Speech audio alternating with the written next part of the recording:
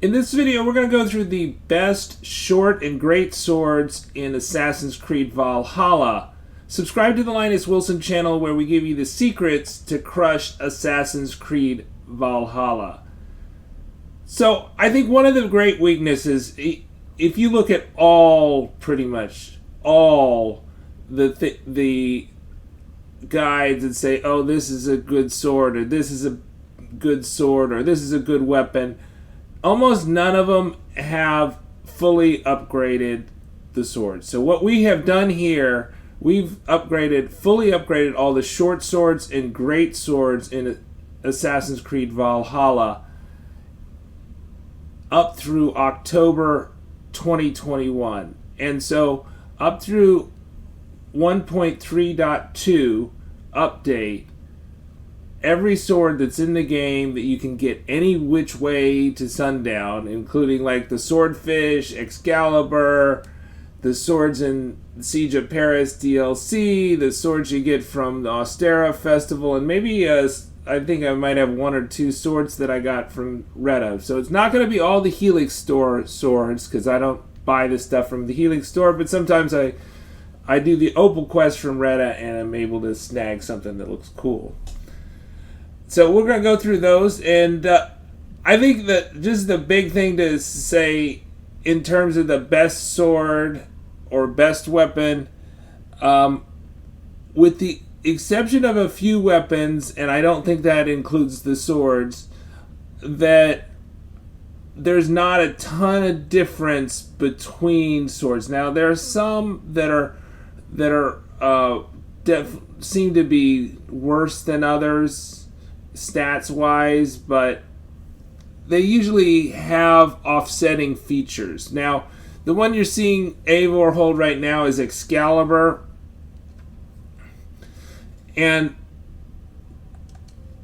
with Excalibur, that obviously I would say is definitely the best sword, right? Definitely the best sword, because it looks so cool. So let's see if we can get her to equip Excalibur, right? So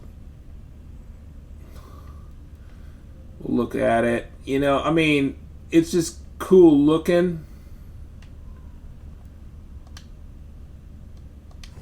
See if we can wave it around without killing anybody. Yeah, I mean, look at that thing. I mean, that is just a good looking sword, Excalibur. Stats wise, how does it compare fully upgraded to the rest of the swords? Well, it's pretty close, to be honest. A 157 attack, 43 speed. It's a little better than the swordfish, which you get for catching all the fish by fishing line in the game. And I think actually the swordfish, you do all the deliveries for the fishing hut, and then some extra deliveries on top of that, and then you get the swordfish. So that, is 152, great sword, 165 stun, 113 weight, 43 speed, crit pre 101. So I think St. George's Holy Sword, in terms of great swords, is probably very comparable with, only 1 point of difference between that and Excalibur. And the speed is a little faster for St. George's Holy Sword, so there you go. So just 1 point of difference, but a little faster speed. See if we can equip that. You get that from the River Raids. I think that was the first installment of the River Raids. You get the St. George's Holy Sword at the end of the River Raids. So it looks like a pretty good sword there, St. George's Holy Sword. So that would be kind of my number 2 on the great swords, the St. George's Holy Sword. So let's see if we can change that. I think too much emphasis has been put on the boosts. Like, for instance, I almost I loved using Excalibur, but I almost never used heavy finishers and criticals, right? So, I mean, you definitely should try to do that more if you're doing it, but I think, rating the swords based on their special skill, like heavy hits knock down enemies on the ground, right? So with St. George. So, yeah, I mean, you should try to take advantage of that, but a lot of times you're not going to take advantage of a lot of these boosts. So now the Bayonetta, that's a healing store item, so you won't see that in the game. Sir Gareth's Holy Sword increase ability damage and melee, but you see it's faster, but it's got lower attack and stun than St. George's and Excalibur. Doppelhanger, you get that, and it weighs less, but it's speedier. You get that actually from the merchant. You buy that from the merchant. And the Carolinian Longsword, very similar stats to both St. George's and Excalibur. And then the Egyptian Khopesh, I think you get that as part of the Egyptian set in as a reward in Wrath of the Druids.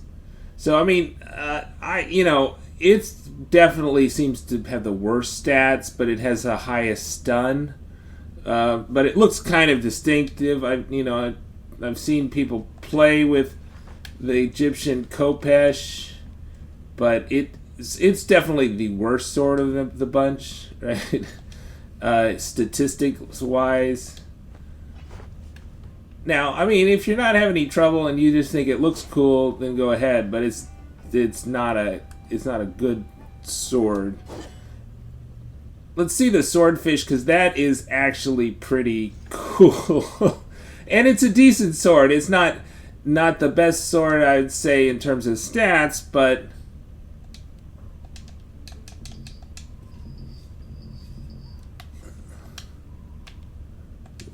why I wasn't selecting it. Alright. Not letting me switch the swords here.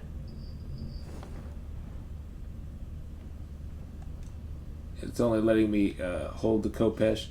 Okay, so let's go to the other swords out there, the short swords. So most of these are in Siege of Paris, but I think one was available in the second installments of the River Raids, and then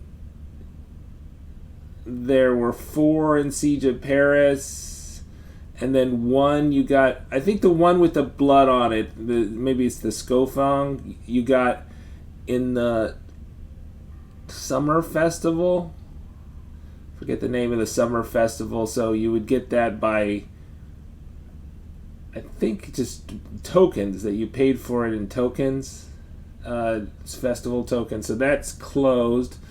But, sometimes they just give you the stuff from the festivals just with the delay. So if you miss that, you probably can get it again. You should be... My favorite, of course, is the Joyeuse. The Joyeuse mythical short sword.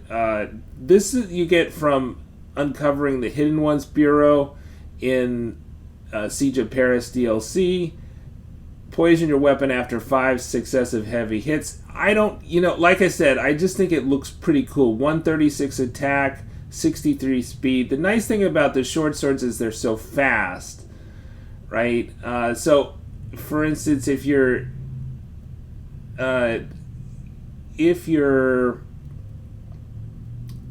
pairing them with something that rewards you for fast hits, such as the Gablog Spear, which I think we have in our offhand, then the Joyeuse actually works pretty well with that. It doesn't have the reach of like Odin's Spear, but it's really fast, and so it gets that lightning buff faster than another slower, heavier weapon. So that's, the short swords are somewhere between the daggers and then the long swords or the great swords in terms of their speed of attack, right? So let's see if we can see him wave around, or Eivor wave around the Joyeuse. Make sure nobody's standing next to her. See, it's a nice move. It's a little bit faster motion.